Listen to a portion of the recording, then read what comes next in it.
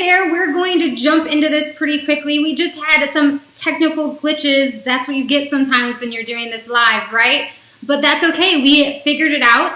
And yeah, so now we are back. And today I am interviewing Jeanne Claire, who is the owner and founder of And Sales, our lovely company. And I'm so excited. She's also my mom. And we want to talk about her background and her wealth of knowledge in the industry, her experience, and maybe just learn a little bit about what, made her decide to open our company and her thoughts on this crazy evolution ride we've been on. And just give a chance for all of you to learn a little bit more about this awesome woman that she is. So without further ado, and now that we have our technical glitches fixed, I'm going to go ahead and bring her in. Hello again. Thank you for working through that with us.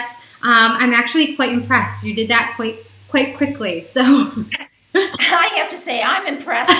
Usually I'm not the tech one here. Well, we got it handled. So now we can hear you nice and clear and have a much better conversation. Thank you for joining us. I think that it's about time that everyone got to see the lovely face behind all of our, all of our hard work. And we want to give a chance to have everybody learn a little bit more about Jeanne Claire, who you are, what your background is. You go by a lot of titles: Jeanne Claire, JC, Little General, the Short One. All of those things. So, I want to start off by, let's talk about some of your background. What got you started in this industry even? Well, like I started to say, is that I always feel that because my grandparents had a business and slipcovering and drapery, and that was the smell of the Singer's sewing machine oil, the thread, the fabric, mixed in with the aroma of the kitchen that smelt so Italian because they were from Italy. And my father was involved in that business, hanging the drapery rods and, going on the sales calls. It was mostly, B2B businesses, banks and churches and all of that, way before the time of blinds being popular. So to be able to learn how to make drapes and, play with the fabric and mix the swatches and all that and go on some of those sales calls sitting in the back of the car, I just sort of feel that, it's always been ingrained. It's texture, it's color, it's emotion, and I'm pretty good at those things. Yes, especially the emotion. Hey, Bob, thank you so much for joining us. Jeanne Claire, you'll know him well. Bob Beaverfeld is joining us today. Thank you so much. And he's saying you're doing He's a great guy. Yes. So, yes, and that is certainly a background that is strong in our family. I'm currently working on making drapes for my new house. So it's, still ingrained in our family. You didn't get so much of the sewing bug, but you definitely got the entrepreneur and the fabrics and all of those, the decor and design elements out of that background. But then you made a decision to not go that route initially.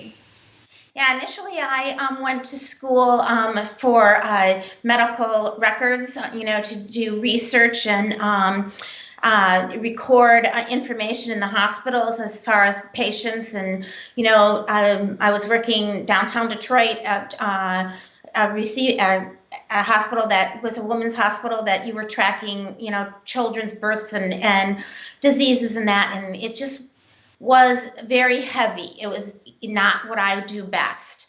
And so I flipped that switch pretty quickly and decided I'm going back to where, emotions and feeling happy and making people feel good was important. I feel that we are all tied to to our emotions, and how we reach out and interact is very important. Mm-hmm. And so I, worked in a a card and gift shop, then started to transition to work with Hallmark, and someone said that I was on the wrong side of it and had to go into the sales with the wholesale industry, and got my feet wet with that. And I always share with new reps that come on board that, the first time I hit the road, I was sure that all stores were closed on Tuesdays.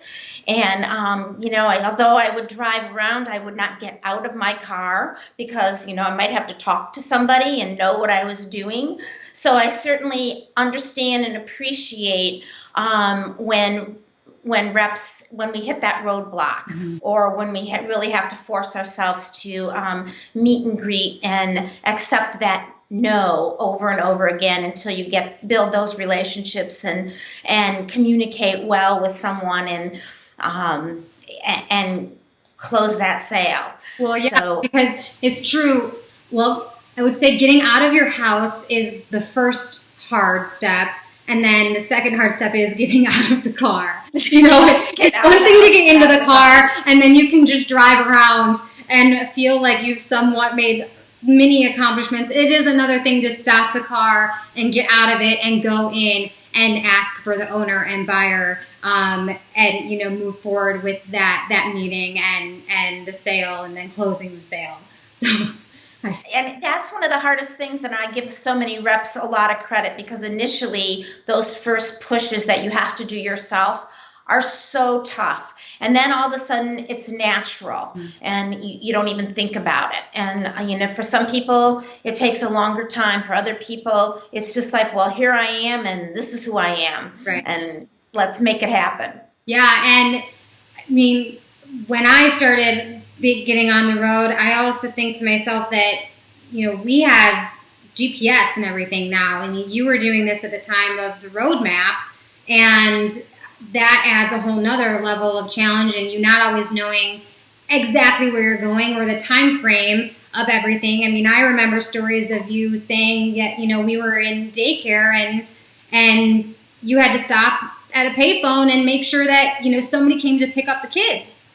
Yeah, absolutely, because that $1 a minute when you're late was expensive then, and it's expensive now. So, right.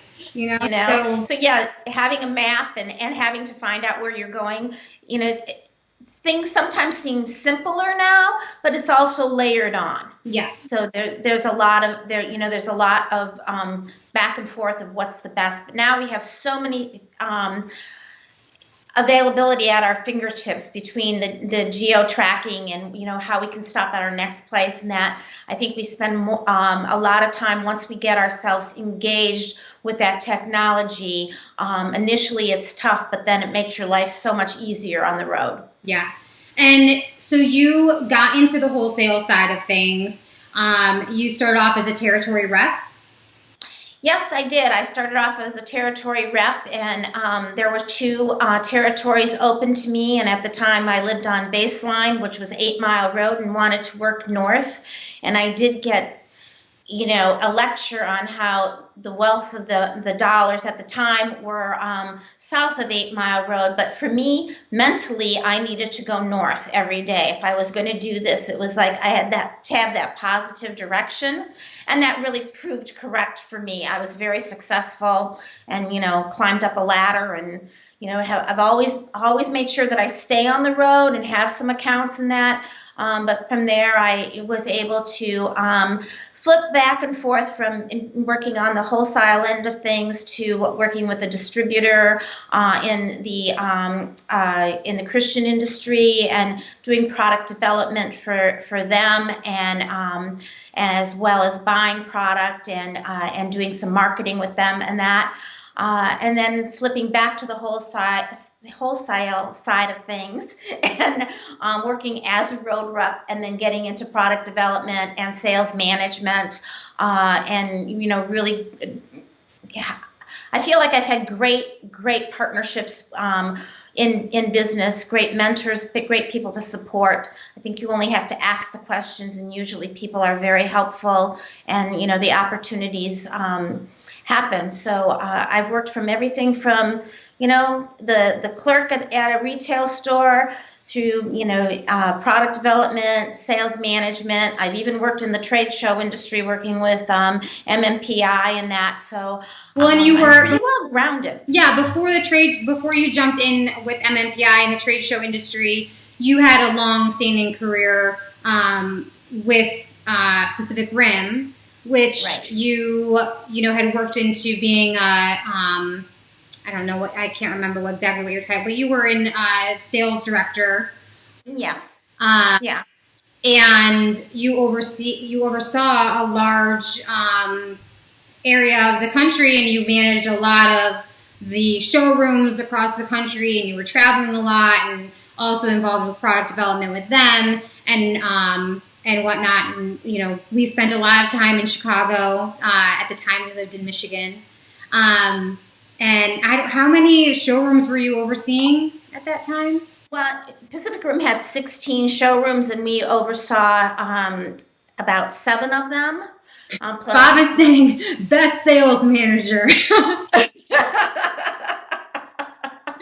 you're very kind. Very kind. Especially since he knows I didn't want to wake up in the morning.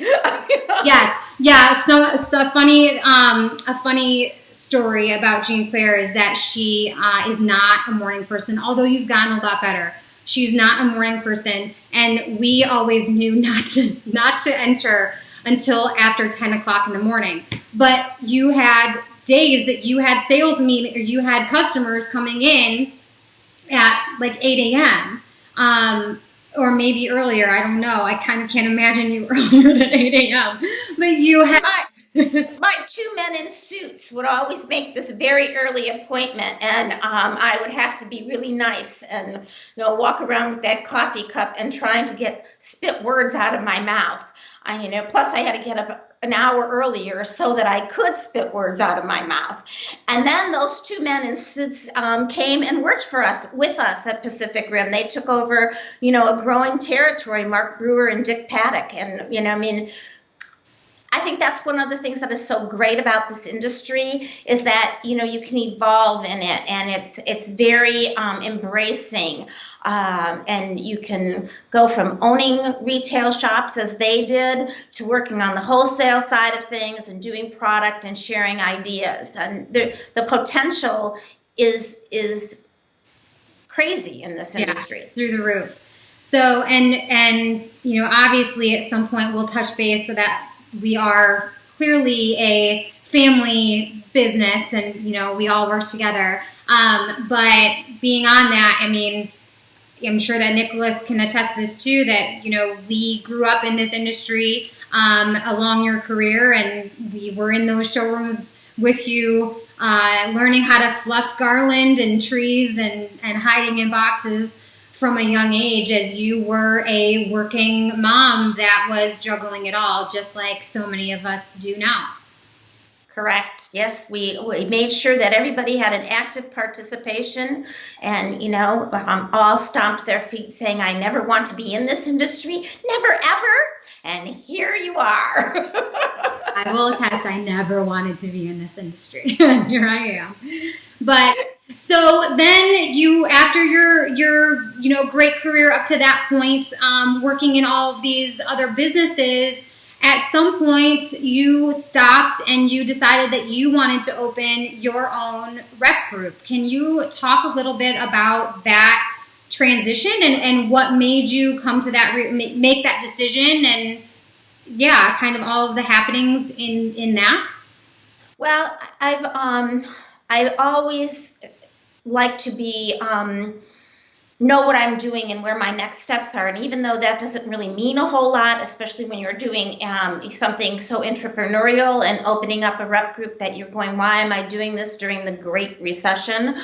After having worked with one company and then doing trade shows and that, I just felt that it was wise for people to be a multi-line representative, because things, fluctuate so often in our industry, as it does in all sales positions and that. And I just felt more secure having a wide range of product and opportunity in that. I think that from my background, we were used to selling everyone from a hospital gift shop to a garden center to, a mid-tier account with one company. And I tried to break out what we do now so that we have all of those opportunities. And I think that's one of the most important things that I feel is successful with our group.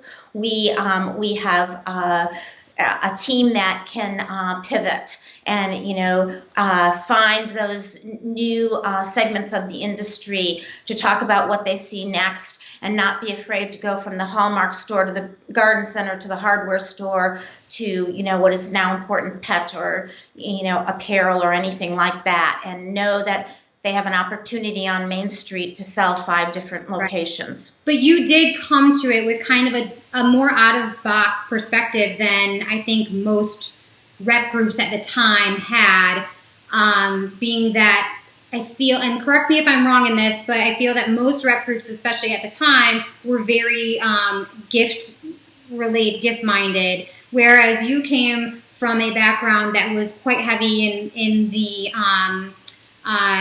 garden center and home decor and all of that realm. So you kind of came into the concept of your rep group with this different viewpoint of not just gift, but also the home decor and that element. Am I correct in that? Yeah, we focused more on a home and lifestyle, life focus, on trend. We spent a lot of time with accent furniture, and that High Point was a great influencer to me, but also you could take that and it would do the garden centers, the hardware stores, the mid-tier, the home, and the interior designs. I really had a very hard time understanding what a spinner rack was. I had no idea what a spinner rack was, and I did not understand why that was so important to so many sales organizations. As I, came into this really pretty naive in that regard. Well, from a different angle. Yes. Well, but now we love the spinner rack. Yes. And we fully understand the benefit of a spinner rack, and why it's so important for retail stores and all of those things. And we appreciate all of our vendors that have displays that are created and easy to work with.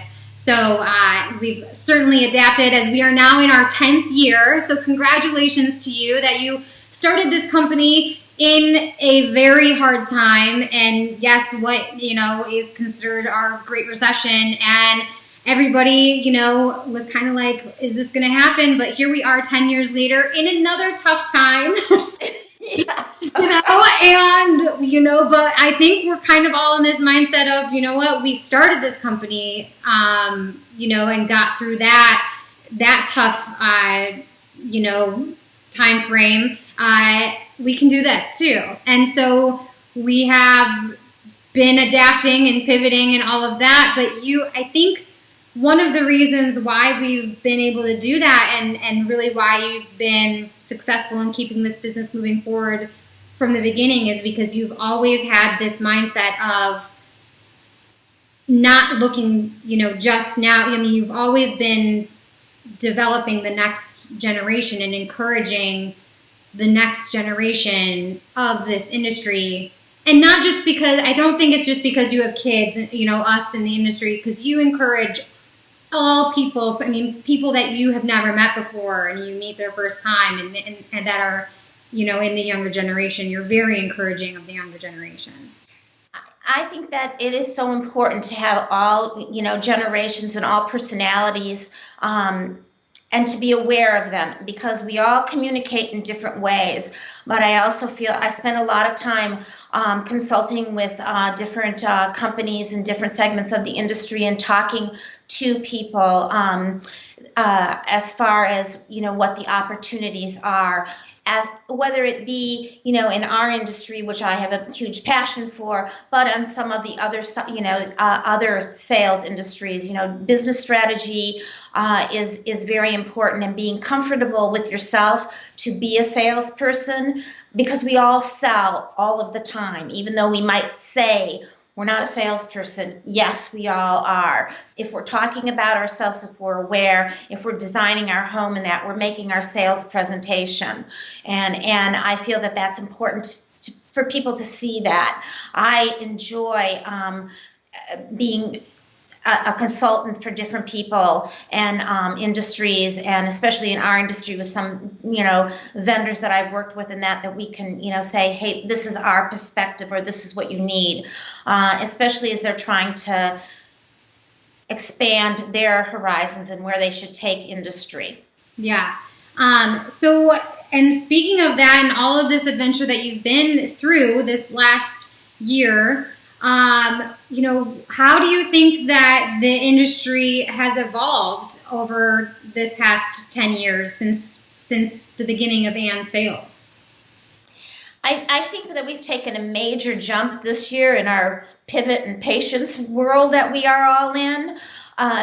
For me, I believe that we've always been evolving it, because we're always thriving and striving for new things. We're very open to, making sure that we're doing some things a little outside of the box, not always, being pushed towards what the industry standards are. Working with not necessarily recommended web designers or social media people, or marketing in that tends to get all the same.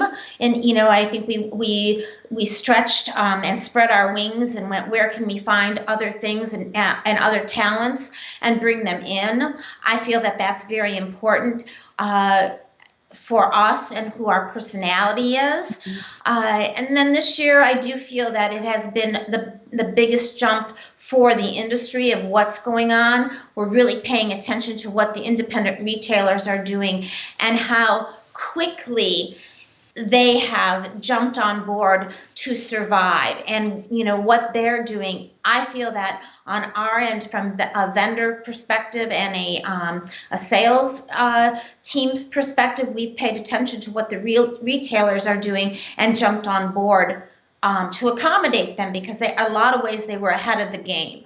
Do I feel that there's still things that are changing? Absolutely. I give our team a lot of credit for being quick with the marketing and the acknowledgement of where there is the importance of learning quickly how to work with Zoom and social media and communicate in different ways, because hey, we were all trapped inside, and putting our faces on a screen, even though we put our faces out there every single day in front of people when we're on the road, Matt, all of a sudden having the screen with 17 people on it is like intimidating. Yeah. And how do I do this? And how do I flip the screen? Yeah, it's definitely been a nonstop learning curve, and I agree with you. Our entire team has been willing to adapt and let us push them out of their comfort zones while we're pushing ourselves out of our comfort zones. I'm going to call you out and be honest right now that the video camera thing is not your most comfortable format at all. Jeanne Claire, like you mentioned a camera or a video camera, and she's like, don't do it. And I obviously know you so well that sometimes I can just see the anxiety come over your face instantly, but you have constantly, been the example to step up and say, okay, I know I'm uncomfortable to the max, and I can't be the only one. Our whole, most of our team is uncomfortable, but you've always, stepped up and had the mindset of, we can't ask our team to do this, we can't ask our retailers to do this unless you as our fearless leader is also doing that. So and then I've also pushed you a little bit further in asking you to do this interview today, because I think it's so important for everyone to get to know a little bit more about you. But yes, we've all been constantly pushing out of our comfort zones, and I agree with you. It's been the constant pivot and learning curve, But one of the things that I think that has happened with this is I'm so proud of our team and other people in the industry in that they have stepped up, and the communication has improved dramatically everywhere. And sales, our team is, when we do our weekly calls and that, we have 95% participation rate. And usually you get a message, I'm in a meeting, or can I get that recorded? Can you send it to me? And that, I think that is so important that we're all listening to each other and yeah, pushing the envelope, stepping out of the box, whatever those terms are that you want to use, but making things happen, both individually and as a team. Yeah, absolutely. What has been your favorite thing about and sales and your time with this business? I'm sure that kind of put you on the spot. But is there something that has been your favorite element of this ride over the last 10 years? I think that it really did push me. I was very secure in my comfort zone world with Pacific Rim, and interesting with the trade shows and that. But I feel that I pushed myself out and had to see what the bigger picture of this was. That it wasn't only my one small world with all these showrooms and salespeople and that there was more to it. I think that has been really very exciting. I am a product person. I get very excited to go to the markets and to see what's going on, to get a new catalog or a sample at home, to see what's out there. And also, I think that what these 10 years have showed is how you can layer on different things. The industry has evolved so that it's, even our retailers are not so much segmented anymore. What are they going to do in order to, own the real estate wisely, right, and get that impulse buy? What are the price points that they need to be at? And sharing that product knowledge, the industry knowledge, knowing who our competition is, what the trends are. So, in some ways, I've done it so long, I think some of it comes naturally. But I do like really seeing what the next generation is bringing to the table, because we're seeing different retailer opening up in different ways, and I think that's very exciting. When you pay attention to what people are doing, that you've got an opportunity, and that you have to think about it in a bigger picture. Yeah, it's been interesting. Really, now has proven more than ever that your concept of it being a wise decision to have a multi-line rep group is being proven now more than ever, as the retailers are also seeing that it's imperative now more than ever to be diverse, and orders might be smaller orders but more diverse orders with a broader range of brands and vendors, and so that everyone can constantly be on trend and changing things up, so that as we are in this snippet world now more than ever with the e-commerce and the social media, and everything is flying by so quickly, and it's been interesting working with all the vendors, watching them so quickly change and adapt. But I'm personally, and I think it proves that this was the best thing, that to be a multi-line rep group, being able to juggle the different trends at the same time. I think that's very important, and I think our retailers need that. we always talk about the importance of the relationships and getting out there and that. And you know that, especially for independents, even if they, it might be considered a shrinking market, or, some of them are going to go away or whatever, they still keep popping up. I was going to say, and there are new coming out. I mean, every day I hear about a new store opening. So, they're always there, and so that's not going to go away. Are they going to change? Yes, but it's a people industry. It's stuff. It's emotion. We buy it for many different reasons. One, we love it. One, we like the atmosphere that we chose it from.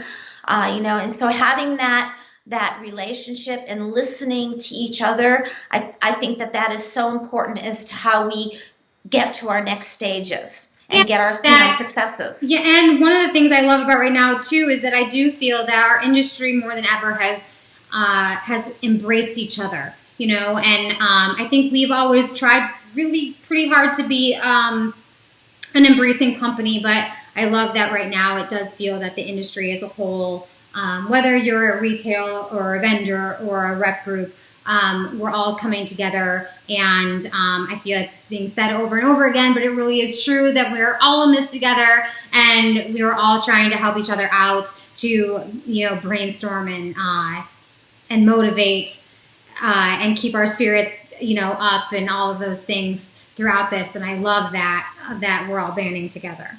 I agree, and I think that is one of the things that is the most important thing that has happened, one of the most important things that has happened, because no one rep group, no one salesperson has it all. Right. And, there's a multiple opportunity, and just like, you would never invest in just one thing. Right. There's a wealth of information out there, and it's our job to share that. Not just, within our little world or with our own vendors and that, but on a bigger picture. So I have to ask you, what's it like working with family? I never thought I was going to work with the whole family. You never thought you were going to work with all of us? No. Oh, that's interesting. Well, I do know that when you first came to us and you said you were doing this, I was like, nope, I'm out. I'm out. Yeah. I think I said I'll be your cheerleader. I know. I think I said I'll be your cheerleader from over there. Yes, absolutely. But I think that it has been really, it has been very good. I think we've learned how to separate some things, not always talk about, the jobs, the roles, how we irritate each other. We also have more than, our immediate family. We have family that we've grown up with, family from kids hanging around the house. And then family that has, become part of our family. And I feel that it's just such a healthy environment. I usually don't, I think we're really good about not saying that we're family, we're business partners. Yeah, but I think that there is also, we're in an industry that is such a family industry, and that there's a mix of I'm probably the one that admits it the most, maybe, that we're family. But maybe that's because I was walking down, like when I first got my own territory and was walking down in Atlanta, people would stop me and say, "You're Jeanne Claire's daughter." So maybe it's just because I know that there is there was no hope for me to deny it from the beginning. Not that I wanted to. But yes, I think I'm probably the one that walks around most being like, "She's my mom. That's my brother. That's my dad." But yes, I mean, we all work together, and then one of our best friends who we consider family does our marketing, and we've had other best friends that we consider family take in different roles from being in sales and other things like that throughout the course of our 10 years. And yes, so I always wanted to hear. It's very interesting to know you never thought you'd work with so many family members. Well, at least we can laugh a lot, right? And here we are. And pretty soon we'll have the two little ones joining us fluffing trees. Yes, fluffing tree. This might be this could be Link's first year learning how to fluff trees, actually, because I'm pretty sure I was 3 or 4 years old when I was learning. So when we bust out Christmas this year, it's going to be his turn to fluff the trees. Absolutely. But yes, and is there anything else that you want to add regarding, the industry and your thoughts on our current, crazy times and what we're going through? I think it is current crazy times. I think that it's going to take a while for things to settle.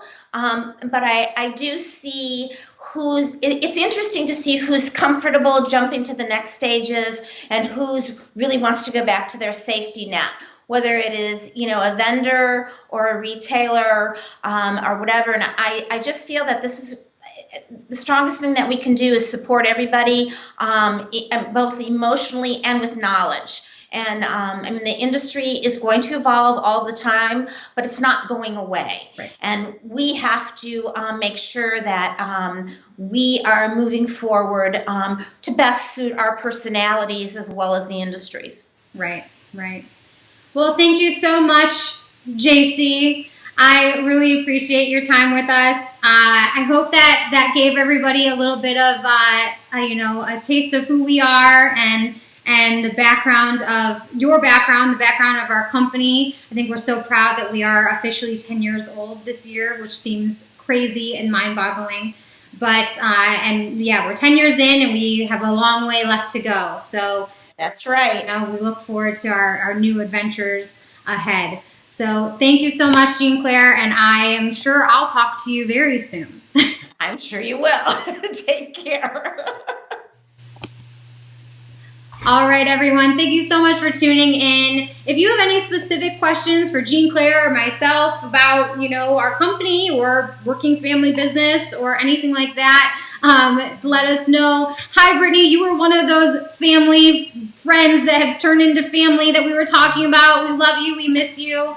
And we're always here to hear about new topics that you guys, are interested in. We are working on some big projects down the road, which I'm really excited about and I can't say anything about. So keep, tuning in and we'll make announcements as soon as we can.